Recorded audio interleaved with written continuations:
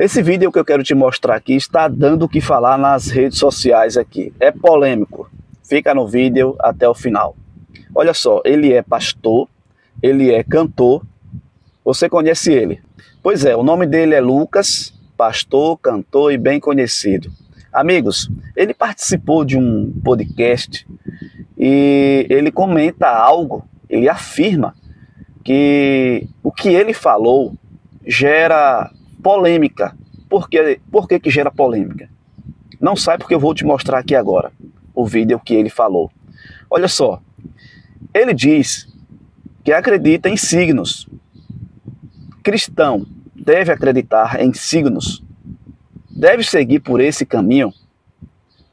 Agora, eu fiquei assim analisando e disse, meu Deus, como que pode uma pessoa pegar o texto fora do contexto para querer explicar algo que não tem nada a ver com o que a Bíblia está falando?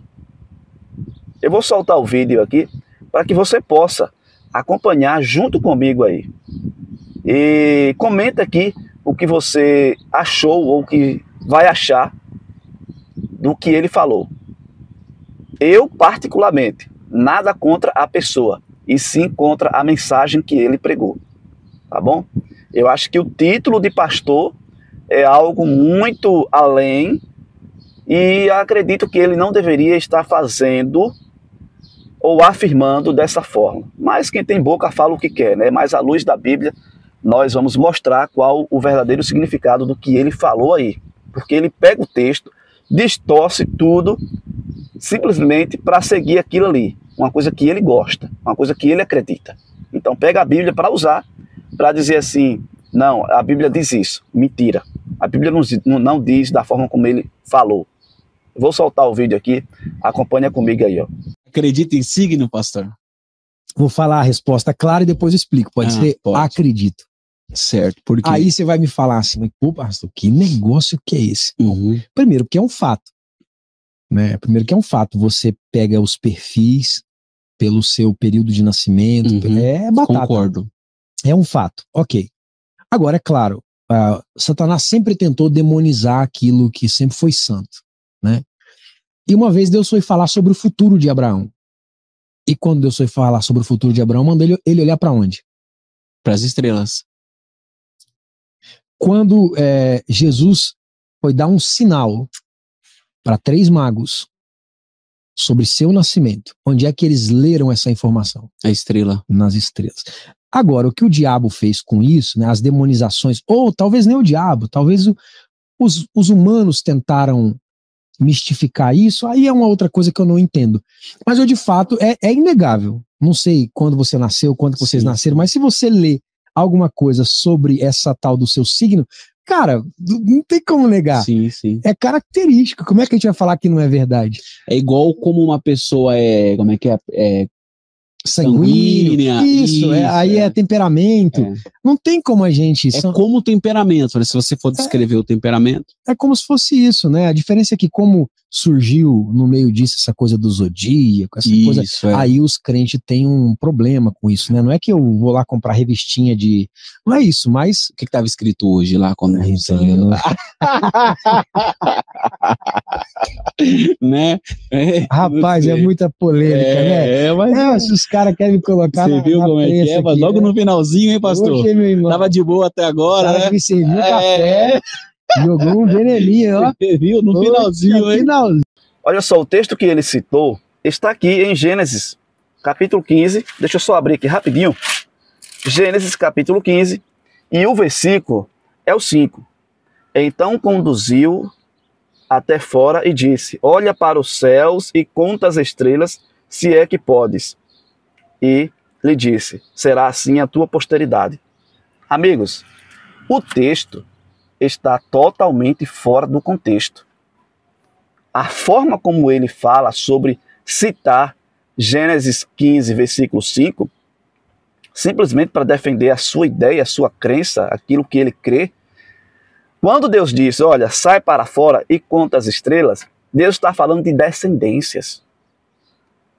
Deus está dizendo o seguinte, olha, Abraão, assim será o povo a partir de ti em diante, até a última geração. Tu é o pai da fé. Deus está falando de descendência, não está falando de astrologia. Deus não está falando de signo não, amigo. Agora, o que eu fico me perguntando é que Lucas, um cara como esse, que canta, tem uma voz muito linda, as letras da música perfeita, mas, biblicamente falando, ele usa a Bíblia totalmente fora do contexto. Eu acredito que ele, como um pastor, deveria cuidar das suas ovelhas, estudar a Bíblia de forma responsável e saber o que está compartilhando para as ovelhas, porque aqui envolve salvação. E se você continuar pregando as Escrituras de forma distorcida, eu posso te dizer sem medo de errar, que você será pedra de tropeço nos caminhos do Pai Celestial, pode ter certeza disso. Não fique chateado se tem alguém aqui, por exemplo, eu não estou atacando a pessoa do Lucas, tá bom? E sim o ensinamento que ele compartilhou. Texto totalmente fora do contexto. Não fique chateado comigo. E o que você achou, comenta aqui embaixo. Eu vou soltar um outro vídeo com você aqui.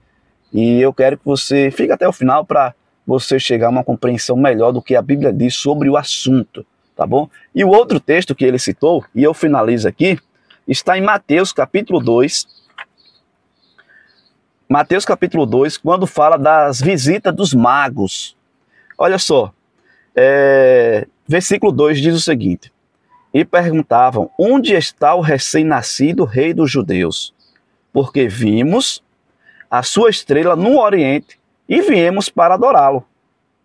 Amigos, você quer saber quem eram esses magos?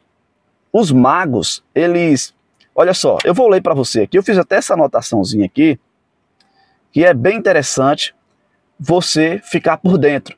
Olha só, está aqui.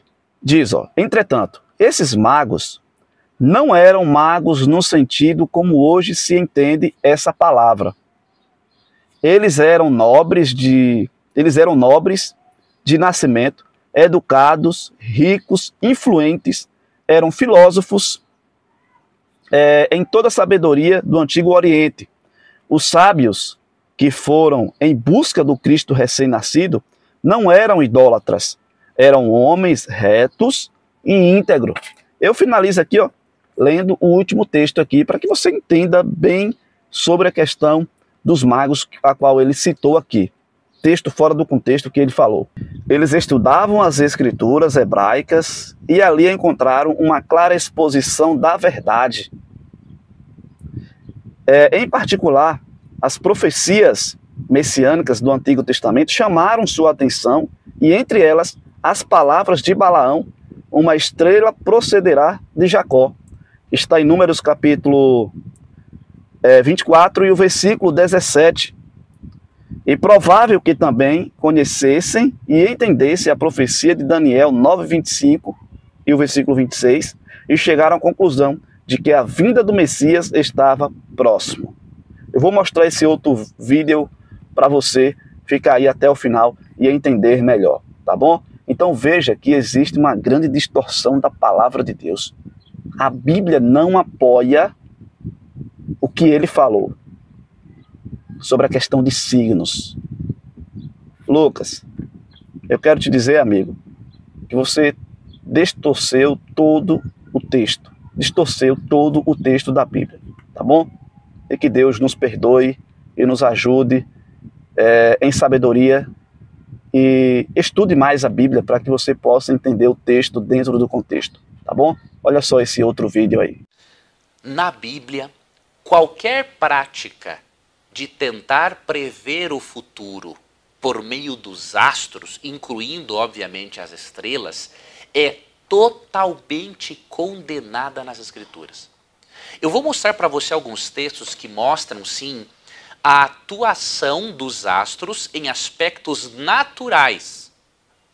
E vou mostrar para você textos que condenam a crença de que os astros têm uma influência sobrenatural ou espiritual na vida das pessoas. Você vai perceber, portanto, que qualquer prática que se assemelhe à astrologia é condenada por Deus.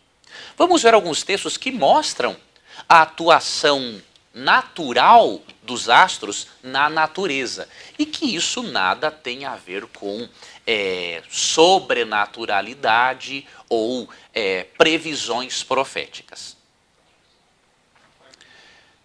O primeiro texto, vamos ler aqui, se encontra no Salmo 104, verso 19. Salmo 104, 19 diz assim: Fizeste a lua para marcar as estações, e o sol sabe a hora de se pôr.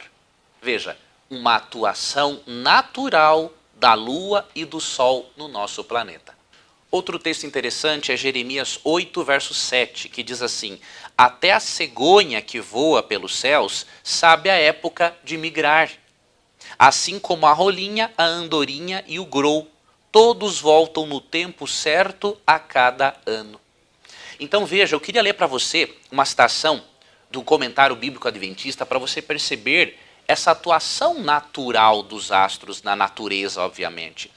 Comentando Gênesis 1,14, o comentário bíblico adventista disse o seguinte: os períodos de festa anuais e outras ocasiões definidas haviam de regular-se pelo movimento dos corpos celestes.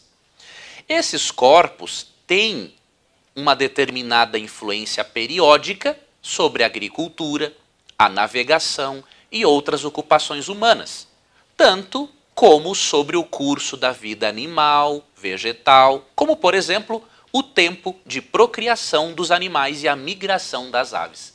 Texto que eu li aqui em Jeremias 8, verso 7. Então, a Bíblia aceita e ensina que os astros têm uma influência na natureza, como Deus o criou.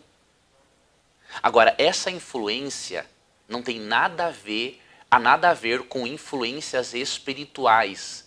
A astronomia não tem nada a ver com a astrologia. E como a Bíblia considera qualquer prática que se utilize da astrologia para eventos sobrenaturais ou para prever o futuro por meio dos astros ou por meio das estrelas? Vamos ler aqui alguns textos bíblicos que não deixam dúvida alguma. O primeiro deles se encontra em Jeremias, capítulo 10, verso 2, que diz o seguinte: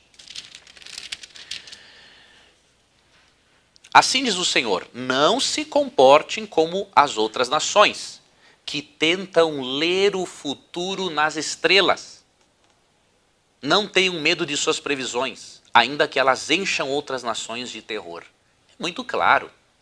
Quando um cristão tenta ler o futuro ou predizer algo do Apocalipse por meio das estrelas, ele está sendo um pagão à luz da Bíblia, está agindo como um pagão, e Deus ordenou que os seus filhos não ajam dessa maneira.